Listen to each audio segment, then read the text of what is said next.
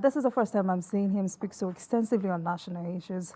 BKO interviewed him, so we're back to BKO. Dario, what's your take from his comments? Yeah, I've not seen him in this light. Same with me. He's not one of those clerics who wants to be had by those in government at all time. And he's not somebody who is frivolous with his speeches or statements. So, and these are very deep. I actually took more interest in those personal things he said. He's a man of God. I've been looking at from afar, wanting to know some things about it. So and he looks very, very good looking at 70. And he's not looking that age. And I find that quite impressive. And for somebody who has kept his cool, you almost say he's low-key when it comes to publicity. And you will know that he's so vast on issues that he responded to. I think I like him. I like him. And it's been nice listening to him talk. All right, BKO, of all the things you spoke to him about, which of these issues actually struck you the most? Yeah, where he was talking about growing up in our country, of course, we can't deny that things were a lot better when we were younger.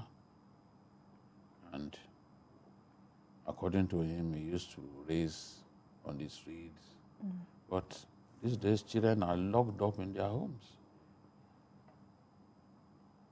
So Adefarasin is so deep that on virtually every issue, he came up with impressive answers.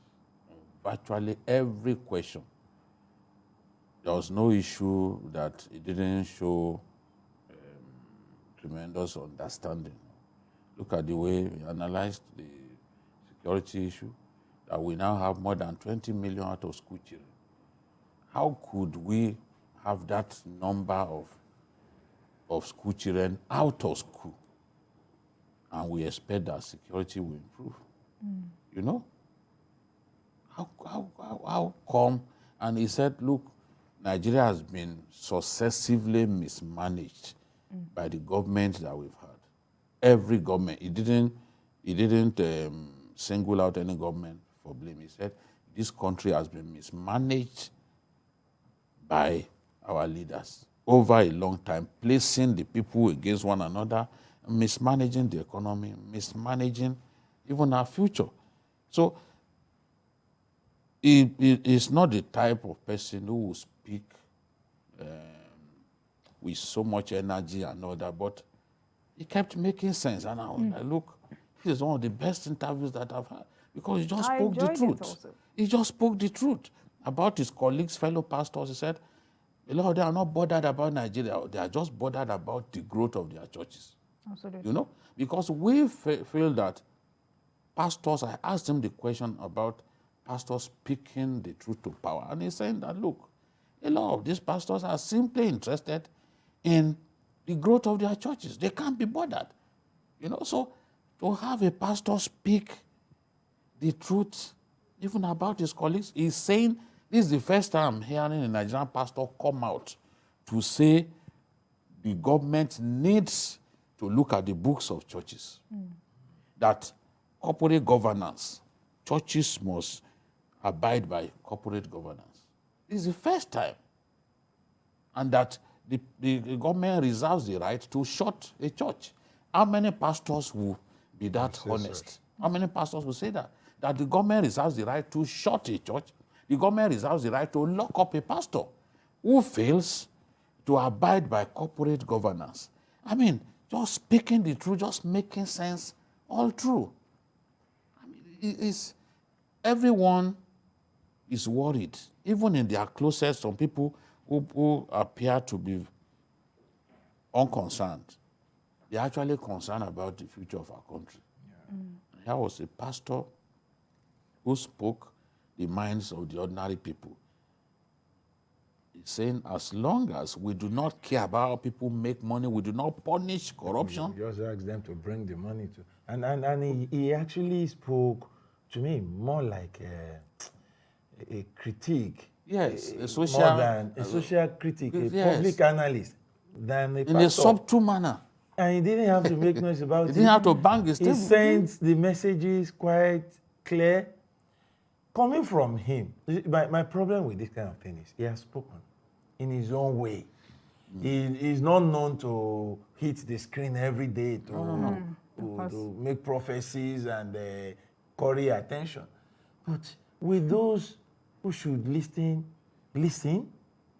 that's where I'm worried. I think Nigerians too need to listen, because I asked him the question, what kind of leader does Nigeria need at this time? And you saw his answer. That's what I'm saying.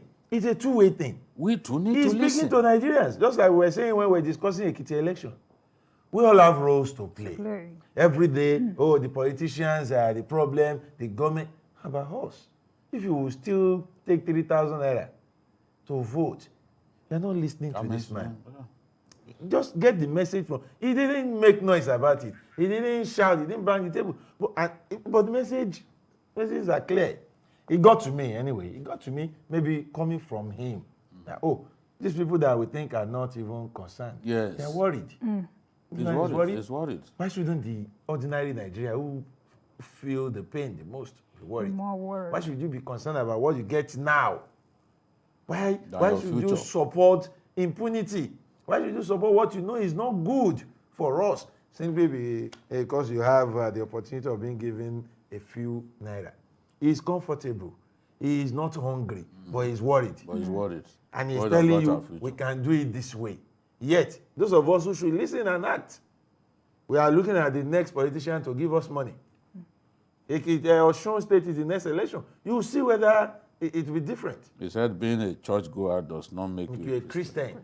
That's even a pastor was saying no, or once you are Christ-like, you are Christian. I had that, but I got that from him. He also said politics is not dirty. It's dirty people that makes it dirty. That people, when clean people come in, they can make it just makes sense. All right. Thank you very much, gentlemen. It's been a wonderful time on the show. And from all of us here, we want to wish Pastor Wale Adefarasin a happy 70th birthday on the 21st. Thank you, gentlemen, for your robust contributions on the show. Thanks. And I'm grateful to his handlers who made it possible for us to have the interview. Yes, Bishop Olale and the rest of them. All right.